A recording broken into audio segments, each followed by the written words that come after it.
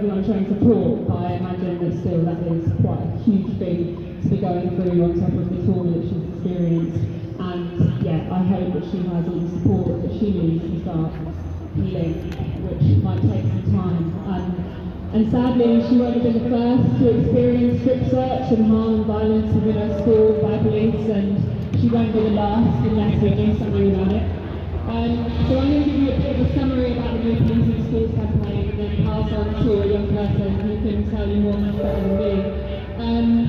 So in 2019, Northern Police Monitoring Project and Kids of Colour, two projects here in Manchester, had an event on policing where young people told their stories to a panel to the public of about 100 people talking about their experiences of policing. One young black girl spoke about her experience of being 12 years old, interviewed alone at school because they thought she had drugs on her. She didn't. They didn't tell her mum, but she was interviewed at school alone.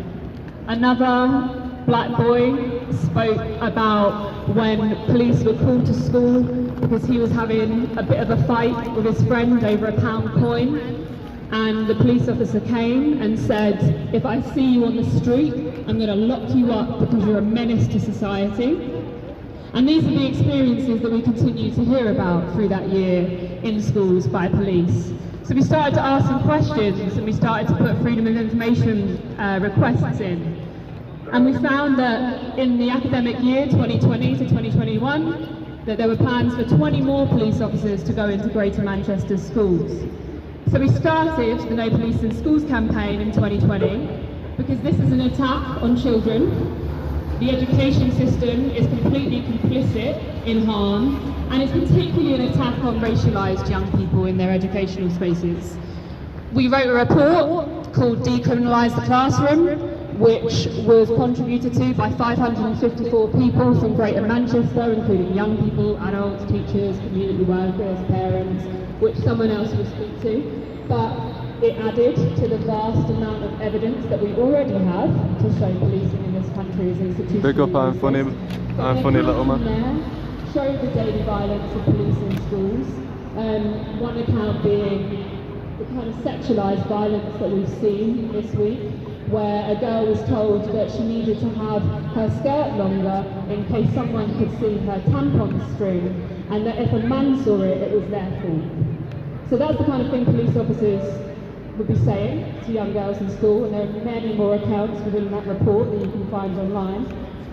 But the evidence that we found from having this survey out to those 554 people is that overwhelmingly, I think it was over 90% of people did not want police in schools. They didn't want them in Greater Manchester schools, and they hadn't been consulted on them.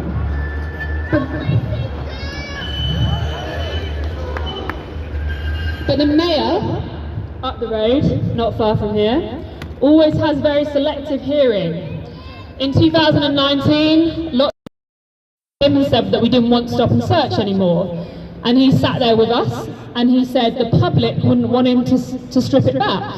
But we were the public, perhaps a bit too black and brown a public for him, but we were telling him that we didn't want it. In 2020, when we presented this report and we said we don't want police in schools and the public here does not want police in schools, he pointed to weak evidence by the Greater Manchester Combined Authority to say, once again, that the public does want these things. This year, when he did a public consultation from the GMCA on whether to increase council tax to fund GMP, only 23% of his own consultation said yes, they wanted that. 33% said they wanted to freeze funds for GMP. But in this public meeting, he pushed it through anyway. He also threw us out of that meeting by police. But it's fine because we don't need the mayor's consent to remove police from our schools and from our communities. When he said teachers want police in schools, we mobilised with the National Education Union, and we continue to win. We had the National Education Union districts of Manchester, Oldham and Trafford all passed motions that said no police in schools, that showed us we had teachers' support.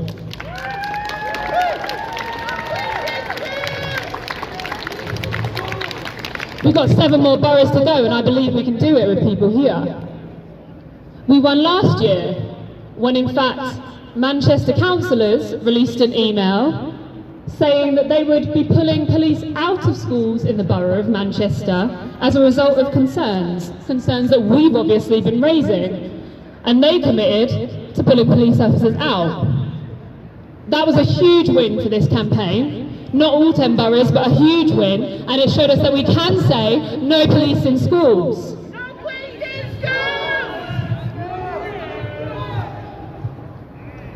The mayor can continue to blindly fight for policing because he believes it's a political winner and it brings in funding to the GMCA, but we will resist locally with teachers, with young people, with councillors, with parents, as community members, because we do not want another child queue. We will fight for abolition in our lifetime. Abolition in our lifetime! We will do that for the disproportionately harmed young black children that we know experience violent policing on a daily basis, whether in their school or in their communities, and for all affected by police violence and violence in the education system. So I'm going to pass over, well, I'll pass back to Sarah before I pass over, but no police in schools! Thank you, Roxy. What did I tell you? Wealth of knowledge.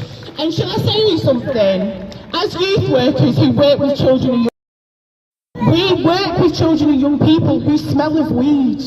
Shock horror. We work with children and young people who smoke weed. Do you know what we do? We don't bring the feds. We don't criminalise them. We don't go and grass in the sense of looking for punishment.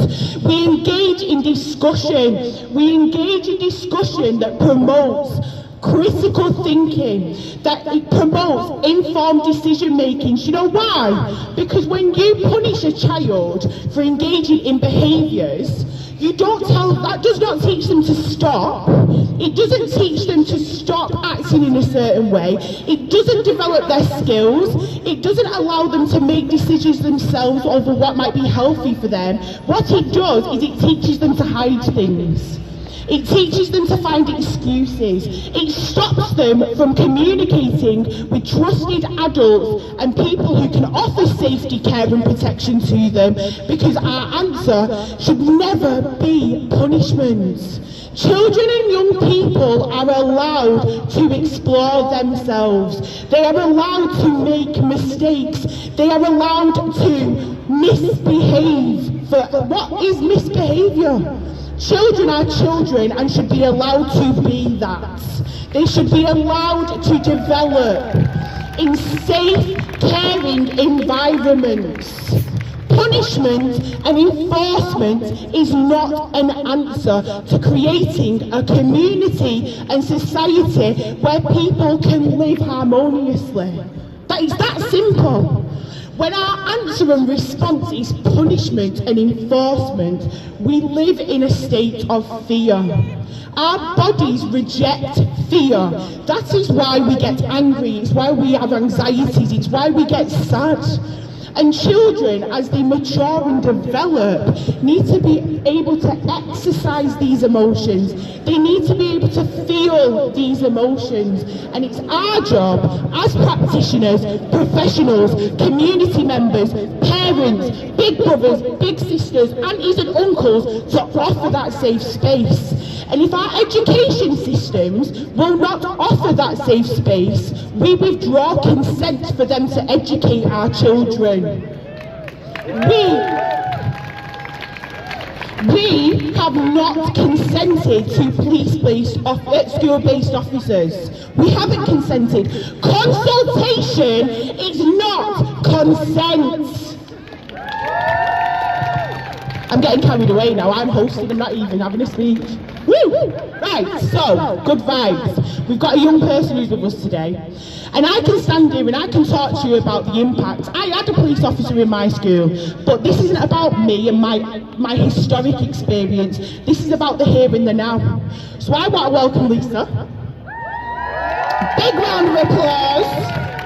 Because this right here, this beautiful person, is the future of our city. It's that simple. One more round of applause and no police in schools! Thank you. I've not had a welcome like that for a minute, so bear with me. A tiny bit nervous and don't know where to start. My name's Lisa and I'm 22 now. Might not look like it, but yeah, I went to a school that had a school-based police officer, and I'm not here to give you a sub story and tell you how traumatic and awful it is to be monitorized, be watched, be patrolled, be told every time that you need to separate from the rest of your group of friends because you look like you're in a gang. I'm not here to tell you all of that, even though I just have. But I am here to tell you that enough is enough. Enough is enough. 2020 was a significant year for people of colour, but in particular a significant year for black people. The most solidarity that I've ever seen people come across from different cities to talk about this very one thing. Having enough of being felt like a criminal, not being able to express yourself, be free, just because of the colour of your skin. That pressure does a lot, especially when it's one that you have to deal with from the moment that you are brought onto this earth. I remember my parents having a conversation with me when I was, still in primary school, and they told me, listen, you are a black girl from a working class background. That comes with weight. You can't behave like the rest of the kids. You can't talk the way that the rest of the kids can talk. You need to be 10 times better in order for people to respect, appreciate you. And like I said, do you know how much pressure comes with that? What happened with Child Q sickens me to the core. The one reason why it hurts me even more is because this happened, like I said, in a significant moment in 2020 when black people were really coming together. And I can't help but think that it's taken two years for this report to come out. You can't help but think, why keep it hidden? In a moment where everyone seemed to be coming together, not just the black people, but the white people too, not just ordinary common folk like you and I, but politicians, people with significant power, finally giving us that feel like they understand and they want to do something better. But I can't help but feel that even though that there's a group of people that want to make a change, that there's an even bigger group of people that are trying to stop us from delivering that change. 2 years! 2 years!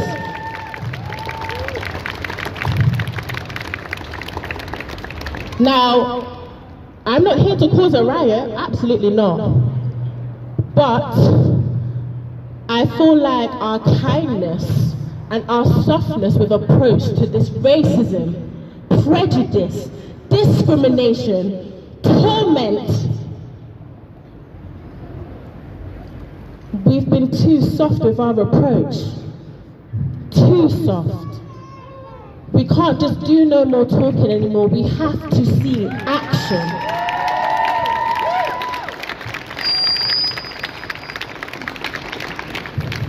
Real action. Now everyone here today, you're here because you want to listen to a message. You want to deliver a message. I'm asking you, not only do I need you guys to be the voices and the advocates, but I need you guys to be the people that really go out there and challenge those people that just live down the street. No police in schools. No more torment. No more discrimination, no more silence, no more softness, no police in schools. We do not want the police in schools. No police in schools. No justice. Thank you. Did I tell you? Is she a queen? Is she our future? Do you see what care, love, support, education, development, trusted people, confidence, clarity, understanding does for our young people? Image. Okay. I'm sorry. right now. Okay, back to work. But this is what I'm saying, like, our young people can speak. I sit in meetings where people talk about youth voice strategies. I sit in meetings where people talk about youth panels, youth forums, giving voice to young people. Mate, the kids have got voices. They're speaking. You're refusing to listen. Young people don't need to be told that something's an issue. They know what's an issue. They know what's affecting them. They can often offer proactive and better planned, better resource, cheaper options of solutions than half of these detached policymakers that work for our local authorities and combined authorities. You know why? Lived experience. And one thing that we find is that police in schools embed themselves and infiltrate every space that young people are turn to for safety. Whether that be youth clubs, whether it be safeguarding panels, whether it be with like attendance monitors, social workers, everything comes under this public safety model. Yeah? Public safety by people that are causing harm and endangering people is a madness. There's nothing else to it, it's a madness. And when we look at schooling and enforcement and punishments, we have a real issue in this city with young people being targeted. And when I say targeted, I mean that police officers make friends with professionals in their life, they ask questions as friends, get information and go and commit arrests. We know from the Race Equality and Policing report in Greater Manchester that 75% of the time stop and searches don't result in anything from caution to charge. So I don't understand why it's seen as a method. Do you know why? Because it's founded in colonial ideology and it's about showing abuse and power and asserting authority over people's bodies. The information from the Met shows that 9,000 children were strip searched in a 5-year period. 9,000 children, let it sink in. Disproportionately, black and brown children, black and brown boys. It is state-sanctioned sexual abuse of children, state-sanctioned.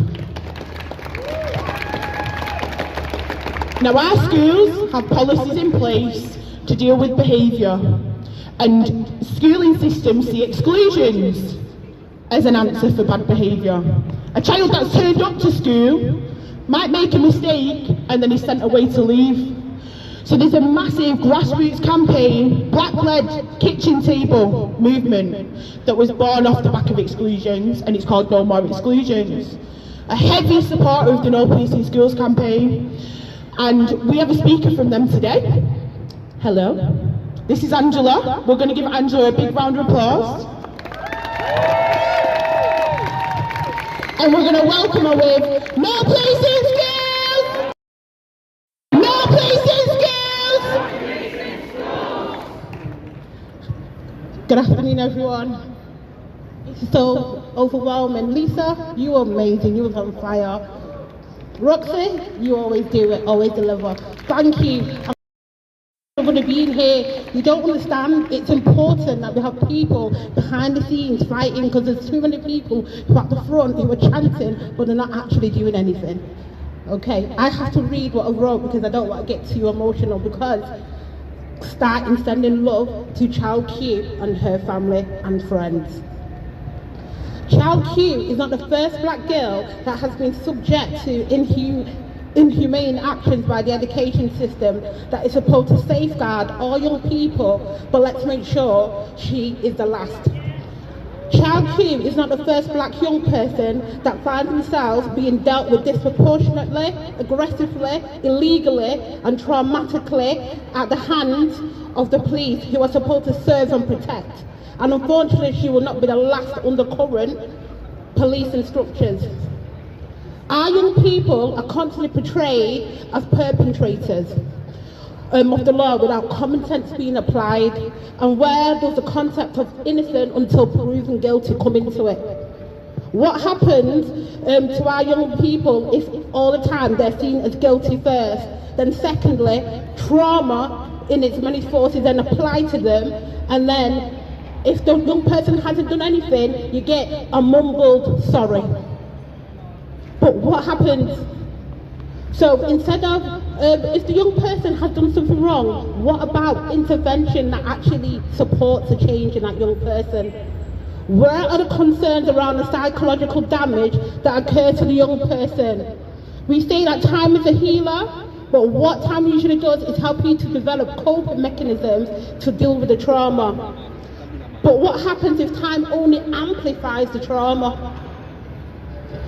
It disrupts your worldview, makes you shut down, and this is what the barbaric police system has done to Child Q. But not only Child Q, what about her family? What about her friends? They will also be traumatized. Can you now see the word sorry has no place, no business in this situation? Child Q is the first black girl that has, is not the first black girl that has been subject to inhumane actions by the education system that is supposed to safeguard all young people, but let's make sure she is the last. Child Q is not the first black young person that finds himself being dealt with disproportionately, aggressively, illegally and traumatically at the hands of the police who are supposed to serve and protect. Yes, serve and protect. And unfortunately she will not be the last under current policing structures. If a young black boys and girls were not the continuous victim of systematic racism, conscious bias, then what happened to Child Q would have never happened. I'm going to say it again. Child Q is not the first black girl that has been subject to inhumane actions by the education system that is supposed to safeguard all young people, but let's make sure she is the last. Child Q is not the first black young person to find himself being dealt with disproportionately, aggressively, illegally and traumatically at the hands of the police who are supposed to serve and protect. Unfortunately, she will not be the last under current policing structures. It is obvious I'm horrified by the treatment that this young girl has endured.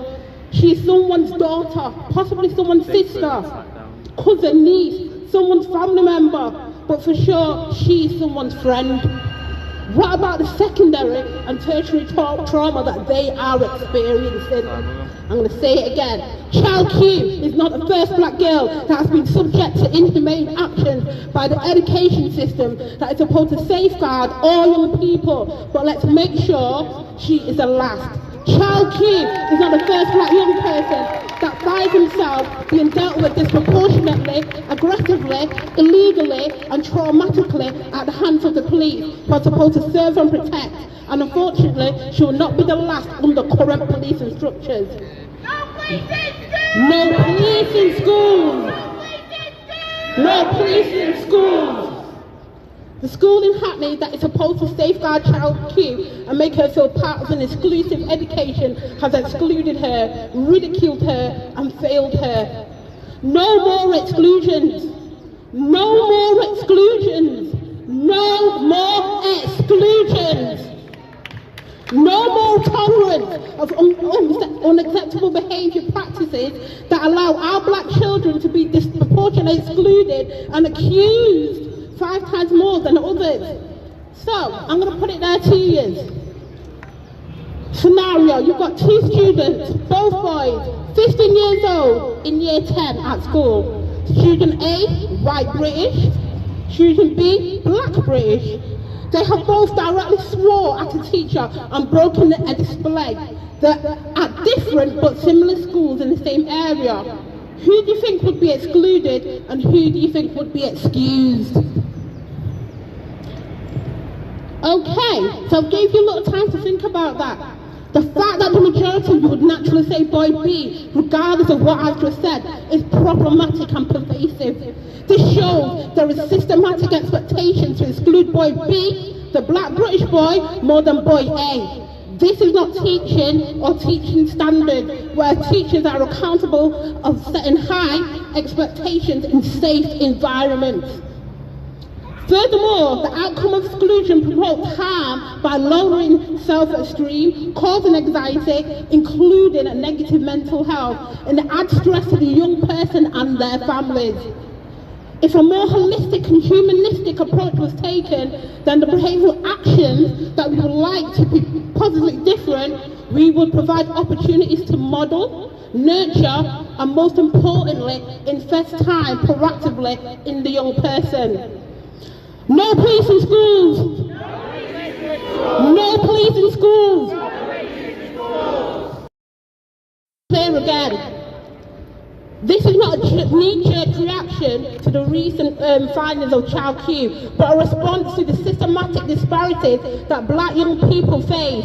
Police have no place in school. They are not there to serve and protect, but to offer surveillance and criminalise, which is then part of the big data collection. Why should we fund police in schools when that is not needed? What consortium of young people said they want or need police in schools? The schools, probably, if they did, where there was no police being placed.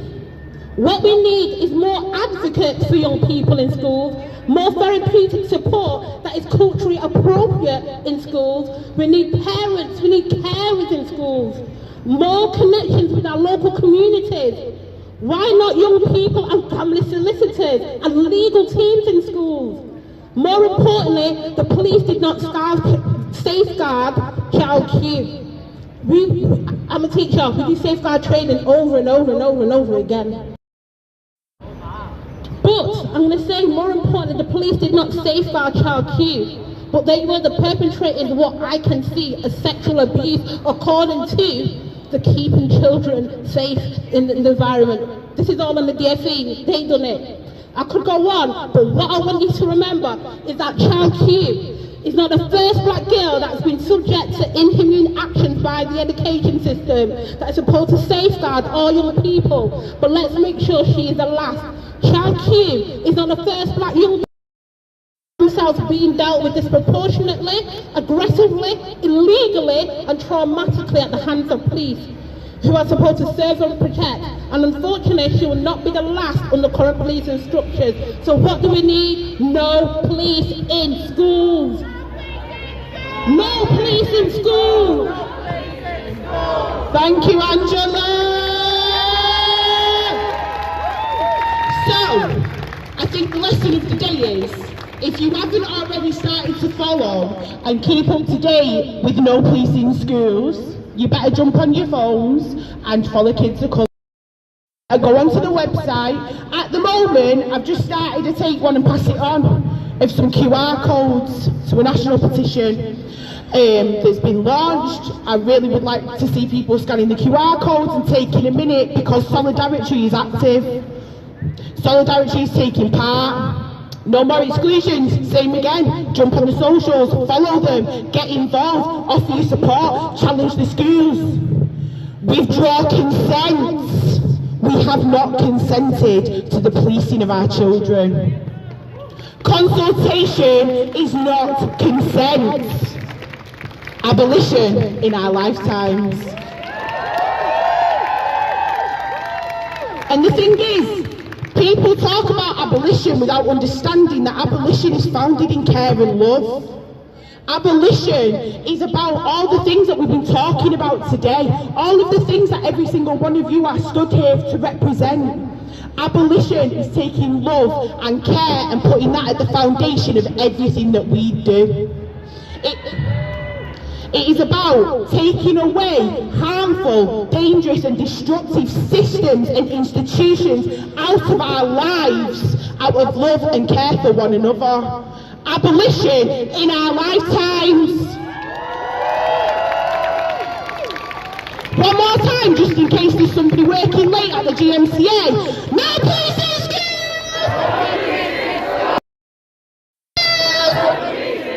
No justice! No justice! No racist! No justice! No justice! No racist! So, if If you don't know, Northern Police Monitoring Project is a group that works specifically across Greater Manchester and North West of England to keep an eye on the harm that is caused to our communities. They work tirelessly behind the scenes to support people who have been victims of state violence. Facing criminal charges and need access to legal support that understands the humanity of the individual rather than viewing them as criminals. Northern Police Monitoring Project have designed and are currently offering Know Your Rights sessions for children, young people, youth organisations across the city. If you work for an organisation, if your child attends an organisation and you are worried about policing in their communities, get in touch.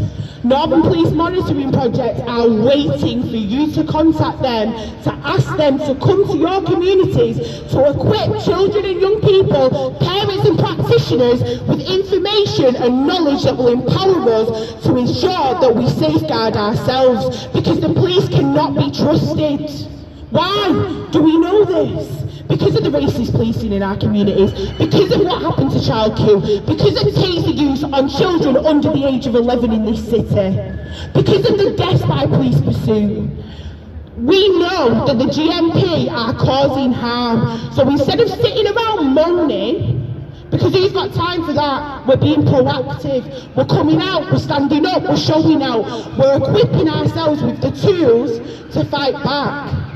And the thing is, Britain, Manchester has got a rich history in standing up for itself. We are a proactive working class city. We don't take shit. Excuse me, sorry, it's a child-friendly protest. But we stand up for ourselves. We work in communities at a grassroots level. Together we are strongest. Yeah? So, and that is the ethos behind No Policing Schools. And Siobhan is going to come and talk to us now. Siobhan is going to come and tell us some more information. I understand that it's Friday and people have got takeaways waiting and you all want to get home, but this is because you care, and that is why you are here, because united we are stronger. Big round of applause for Siobhan, please! I'm also a bit nervous. But I'm going to tell you a bit about our report. But first of all, I'm going to start by saying police don't belong in schools. And Andy Burnham and the GMCA do not have our consent to put police in schools. Our report told us part of the oppressive policing they bring to schools is sexual harassment and assault, as we've seen with Child Q.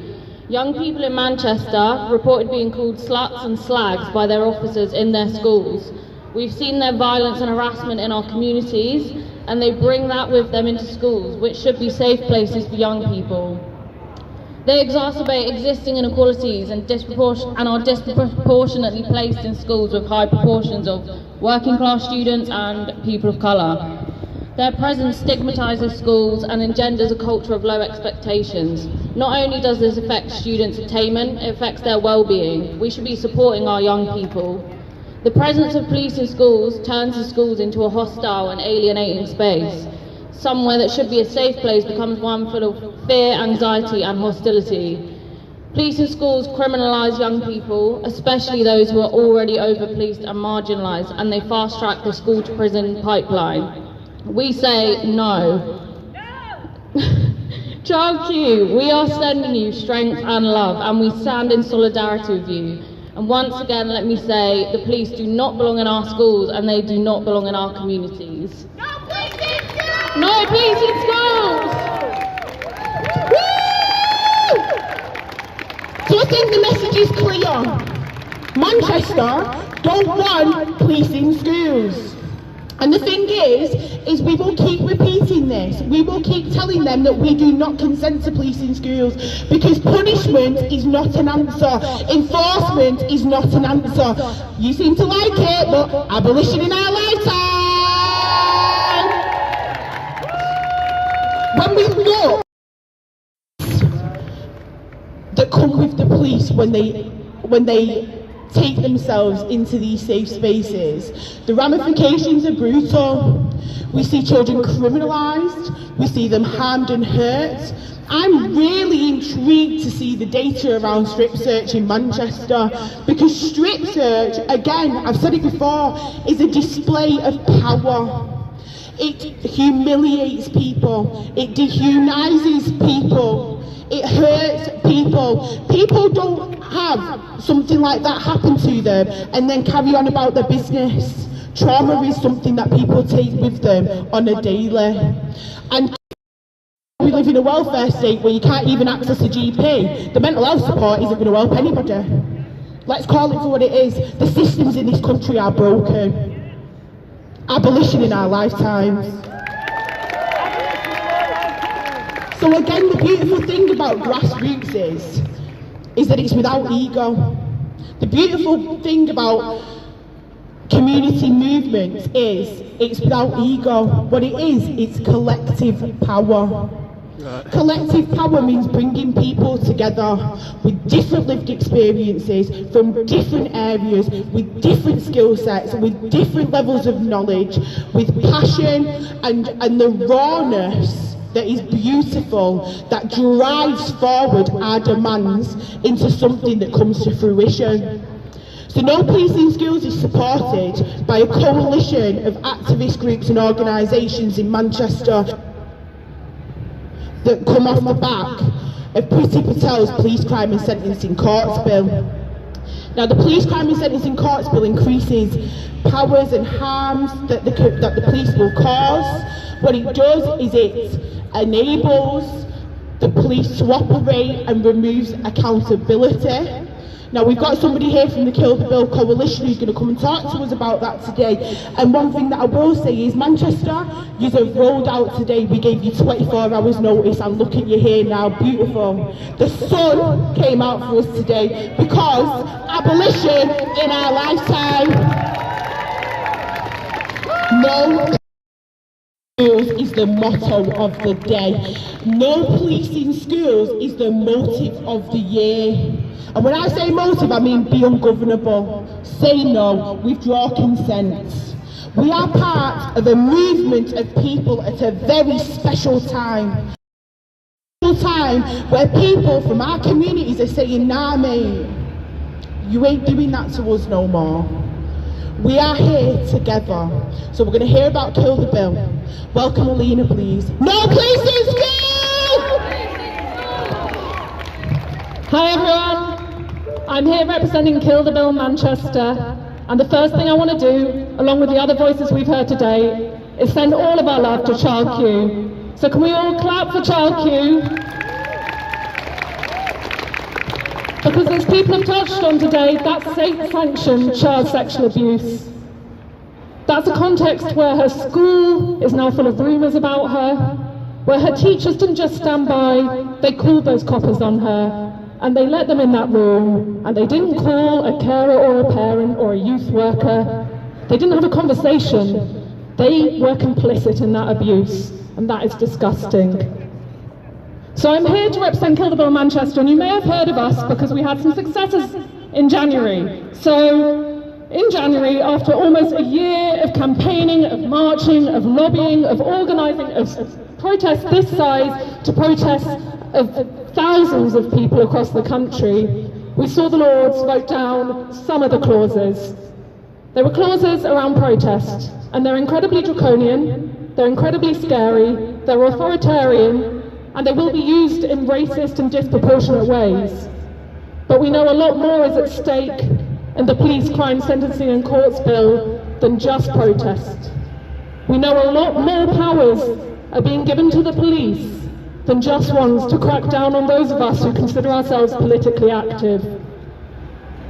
Of course, we've heard, well, many of us have heard about Clause 4, the racist clause that criminalises the traditional ways and lives of Gypsy, Roma and Traveller people, a people who already face disproportionate violent police powers. We stand against that. The Lords didn't vote us down, but we will fight it, and we will kill this bill. Kill this bill! But when we think about police in schools, we have to realise that police are often there without a physical presence. The prevent duty that lots of people know about has brought a form of surveillance into teaching, into health, into youth work, into social work, into many forms of what have previously been semi-caring or caring professions. Now we're asked to look for signs of radicalisation, risk. Are they isolated? Maybe they're a terrorist. Let's report them to counter-terrorism. That's the logic that ends with an 11-year-old child being reported to the counter-terrorist police. Now in the Police Crime Sentencing and Courts Bill, they're mimicking that, but extending it to predominantly black communities with the serious violence orders and serious violence duty. So these are a part of the bill that use the same techniques of surveillance as the prevent duty and more to target what we call serious violence. Now we know disproportionately that black, brown and working class kids are seen as the responsible parties in serious youth violence, despite the fact that they are disproportionately not represented in the numbers involved in these things, and despite the fact that the factors that go into these problems are to do with poverty, masculinity, estrangement and trauma, issues that don't need a policing response. So with these elements of the bill, all statutory and frontline workers will be obliged to give the police data and information on anyone they work with the police take an interest in. Someone's acting in a way the police don't like at school, or in the way a teacher has an issue with. A youth worker notices that someone's hanging out with someone they've pegged as in a gang, predominantly black students and young people who they see that way. Suddenly the police have the right to ask their GP, their counsellor if they're provided by the school, their teachers, their youth workers, their social worker, what's going on. No confidentiality. I am now permitted under law to take all that information, and what I can now do is, despite the lack of criminal charges against this person, I can slap a serious violence order on them that can remove them from their location, can ban them from going to certain places, ban them from hanging out with certain people, ban them from certain online activity, and if they breach those non-criminal orders, they become a criminal. They're right into that criminal system. So when we say no police in schools, we mean no policing in schools. We mean kill the bill and get it all out. Because our kids deserve so much better than the school to prison pipeline. They deserve so much better than exclusions and policing and strip searches and stop and searches and prevent duty and serious violence orders. They deserve healing, counselling, youth work, play, freedom of association and expression. Already, this government has been engaged in a mega prison building plan that we've seen wins against. In Chorley, early this year, a community campaign stopped a mega prison from being built. And that is, I'm not going to swear, but that's brilliant. That is brilliant. It shows us the power of people. But this bill expands that school to prison pipeline. Secure schools will be moving from the Department of Education to the Department of Justice. They will be expanded in size and they will be handed to charity governance. That means charities will be running young people's prisons, child prisons. And we know what happens in these places. We know that young people get brutalised in disproportionate ways, and we definitely know that disproportionately racialised young people, working class young people, disabled young people, LGBT young people are represented in these places. They are a scourge on our society. No one deserves to be put in them. But kill the bill, Manchester, and kill the bill now. It stopped, so I'll keep it quick. We're not stopping. Sorry? We're going to kill this bill in the street. Manchester Cop Watch has formed recently. It's one of many cop watches across the country organising street-based resistance. What we ask of you is to join a cop watch. Follow it online. Join Northern Police Monitoring Project. Organise in your workplace with your union in non-compliant ways. You do not need to surveil people. You do not need to report them to the police. You do not need to call the feds. You do not need to keep records of who smells like weed and who hangs out with who if you work with young people. We need to build care, healing alternatives, kids of colour, which Roxy mentioned earlier, have been calling for healing alternatives to serious youth violence. There are other options, and we know that. The bill might be going through Parliament, but we stand here and we say, kill the bill, no police in schools.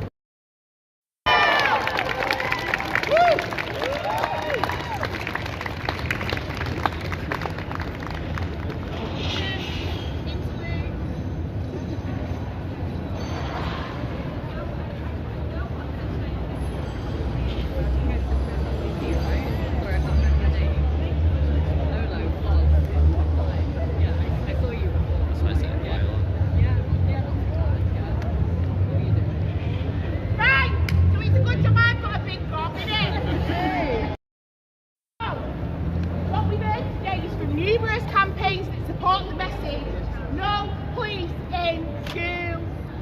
And what we've heard today is that there has been a wealth of work take place to let the Combined Authority know that we don't want no police in schools. But the plans still exist. The funding has been taken from an increase to your council tax to bring in additional investment of millions of pounds to the GMP. Consultation is not consent. I say abolition in my lifetime. I'm a bit more private about the mic. Okay, so a big and important thing is that we do not lose.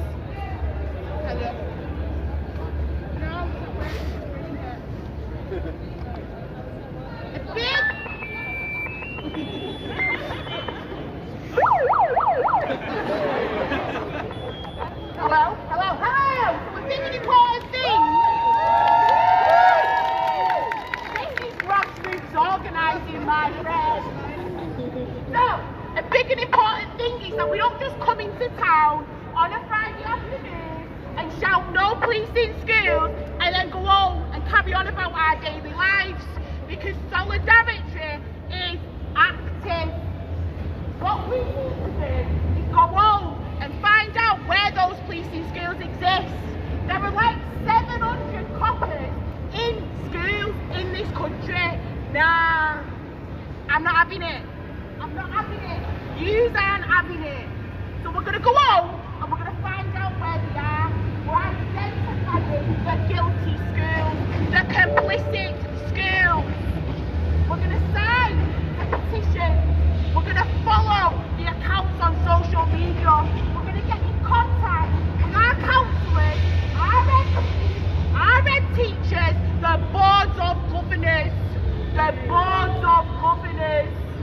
They don't like bad press. They're volunteers. They think they're bigwigs. If you're a bigwig, listen, you've got ears.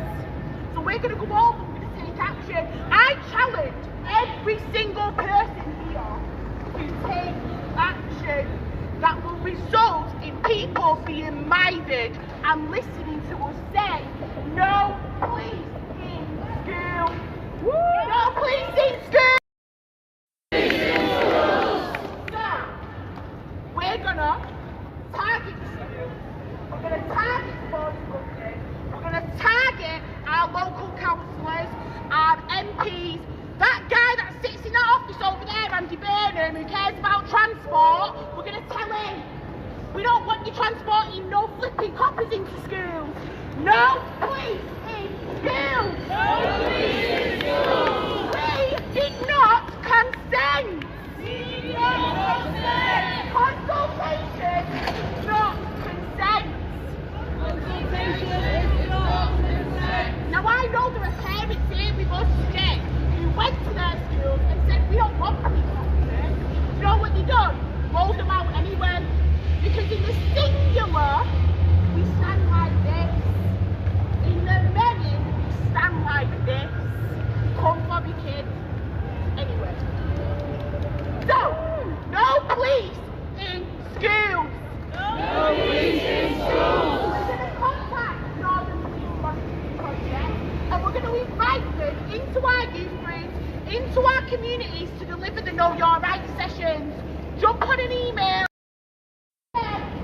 not waiting for you to contact them.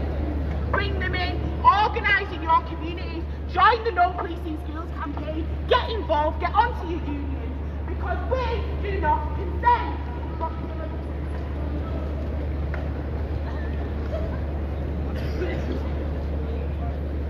Sorry, this is a really anti-climactic end to this by me talking about resources on websites. Is it better with this or is it better if I shout? Okay, so I think it's important that you go onto the No Policing Schools website, which is nopolicingschools.co.uk. On there, you can find resources and templates for you to write to your schools. And when I say your schools, like really think of yourself as part of a school community, whether you go to one or not. Schools are in our areas, you're a member of the public, you can still write to a school to find out what they have there, whether they have a police officer. These officers are in areas with black and brown people, mainly working class communities, Gypsy, Roma, traveller communities. That is where they are putting these officers, okay? We need to find out more information about them, and we need to do this locally. We know parents that are trying to organise around schools. What the GMCA said is that if a school doesn't want an officer, they won't have one. And we really need to play on that. We know it's also not true, because one school in Trafford gave parents 1 week notice of an officer being pulled in. 15 parents started to organise that around that, with two kind of leaders leading that parent group. They took it to the school, they presented the report, they said we don't want this, they organised parents, they went to the governors fell asleep in meetings with them, they fobbed them off, and they said we can choose to do what we want, we don't have to consult with parents, we don't have to consult with young people or the community. So what the GMCA is saying is bullshit, but we need to keep on putting that pressure on, locally, school to school, as people, and keep saying, we do not want these police officers in our schools. And when they turn around and fob us off, we say, Andy Burnham's lying, because we're saying we don't want them and they're still being put in there. So what the fuck is going on? Okay, so you need to go on our website, check out the resources that are there to write if you are a teacher, how to speak to your union, how to get your union involved, as a young person, as a parent, as a member of the public. They're all amendable and flexible, okay? Write to your school, start finding out the details. We want locations. As soon as we challenge, they try and rebrand. A couple of years ago, it was schools-based police officers. We started to challenge on that basis, and now they're calling them, what are they called now? School liaison officers. And they changed the names, and it's hard to keep track of, and it's hard to know exactly where they are. So we really need your support to start mapping this, not just in Manchester, but across Greater Manchester. We know Oldham are starting to bring police officers in based on exclusion rates and based on interactions with the criminal justice system. Now, if you are black, you are more likely to be excluded because of racism. You are more likely to come into an interaction with the police because of racism. So it invites police into these areas based on racism in the first place, and then is complicit in even more racism, the kind that Child Q experienced. But these things are purposely hard to keep track of, and that's why we need your help, okay? So go onto the No Policing Schools website, nopolicingschools.co.uk, use the resources, keep us informed, talk to us if you have concerns, you want us to attend meetings with you, etc., etc., etc., across the 10 boroughs. That's grassroots organising. No policing schools! No policing schools!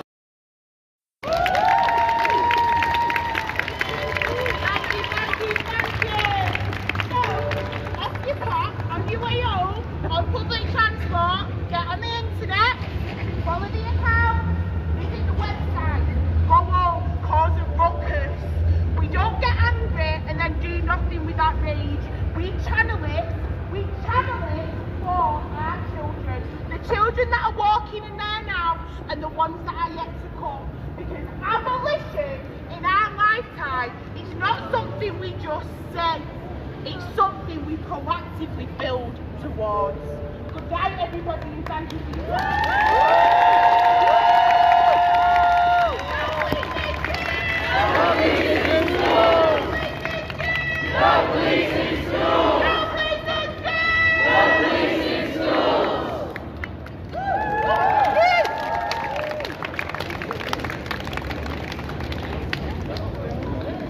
I'm running the stream there as well. Smash like, share it everywhere. I'll be live in Blackpool tomorrow outside the Conservative Party conference. I'll be live all day there, so make sure you tune in for that. And see you later.